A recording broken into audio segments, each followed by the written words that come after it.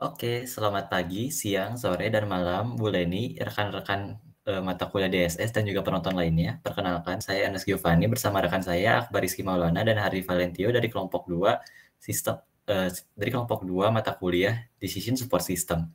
Pada kali ini kami akan menjelaskan tentang Decision Support System, sistem rekomendasi menu pada restoran piring suhu. Oke, bayangkan Anda dan keluarga Anda, ayah, ibu, dan saudara Anda berencana untuk mengunjungi daerah Yogyakarta. Di perjalanan, Anda memutuskan untuk beristirahat di restoran piring suhu.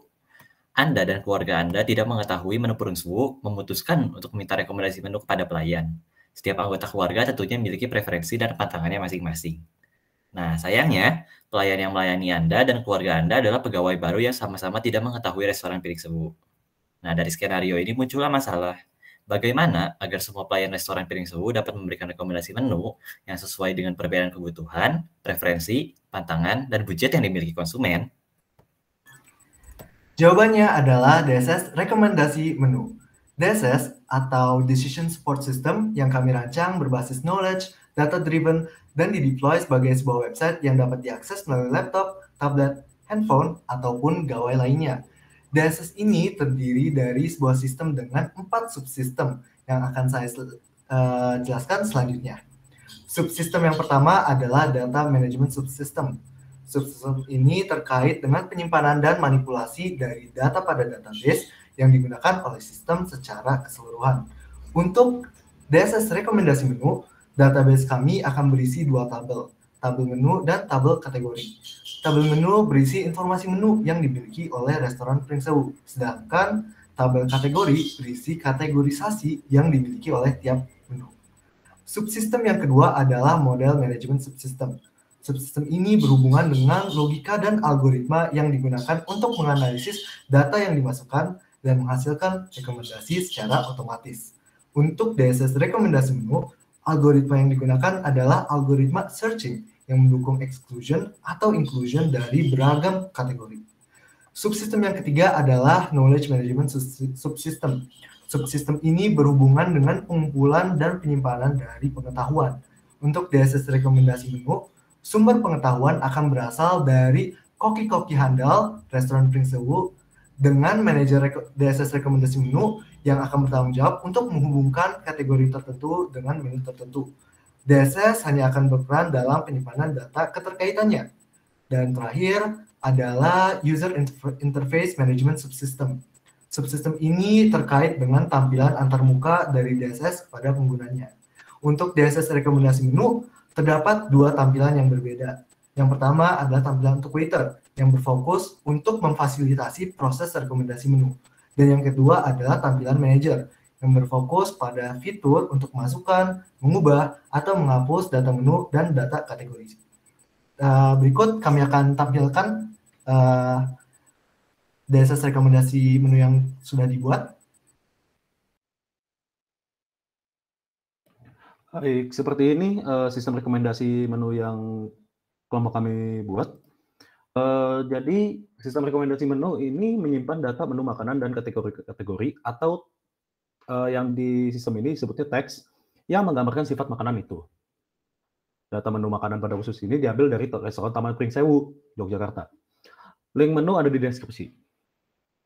Sistem rekomendasi menu yang kami kembangkan sebagai sistem pendukung pengambilan keputusan ini mengandung dua fungsi berbeda, yaitu fungsi rekomendasi yang digunakan oleh waiter dan fungsi manajemen yang dikelola oleh pihak manajer restoran.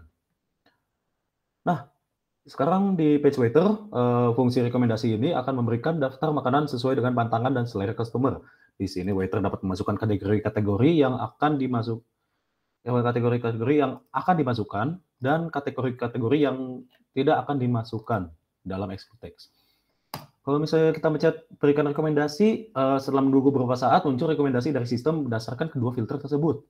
Waiter dapat menunjukkan gambar menu, harga, dan ukuran sajinya. Lalu selain itu juga kita menampilkan menu-menu lainnya yang urutannya itu bukan urutan pertama, bukan yang di sini contohnya ayam goreng. Ditampilkan menu-menu lainnya yang sesuai dengan kategori rekomendasi, yaitu ada makanan tapi bukan gurame. Contohnya seperti ini di bawah ini semua, ada 48 contohnya. Terus kalau misalnya kita ketuk, bisa menampilkan item yang kita pilih. Kemudian untuk page page menu, hasil rekomendasi dapat dikelola oleh pihak manajer dalam menu dan teks ya. Di dalam halaman menu ini, manajer dapat menambah, mengubah, menghapus, dan mencari menu berdasarkan nama. Sebuah item memiliki nama, link gambar yang ingin ditampilkan, lalu harga, ukuran saji, dan kategori-kategori yang menggambarkan makanan itu. Kemudian, manajer bisa mengelola kategori-kategori menu makanan atau minuman di halaman ini. Data kategori ini hanya membutuhkan nama kategori. Nama kategori bersifat unik sehingga tidak ada nama yang boleh sama. Sebagai contoh, misalnya untuk ini ya, misalnya dari ibu-ibu ya. Tadi itu dalam keluarga itu ada ibu ingin melihat makanan khas restoran ini, yaitu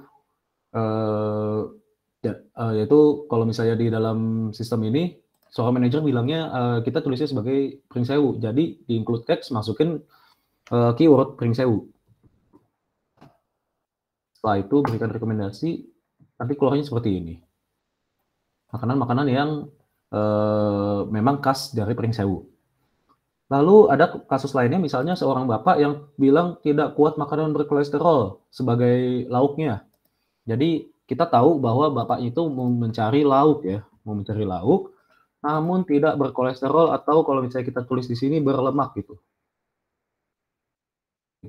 Lalu kita berikan rekomendasi. Nah, kurang lebih seperti itu. Ada 55 item menu yang tidak berkolesterol, ya, namun dia itu termasuk kategori makanan dan lauk.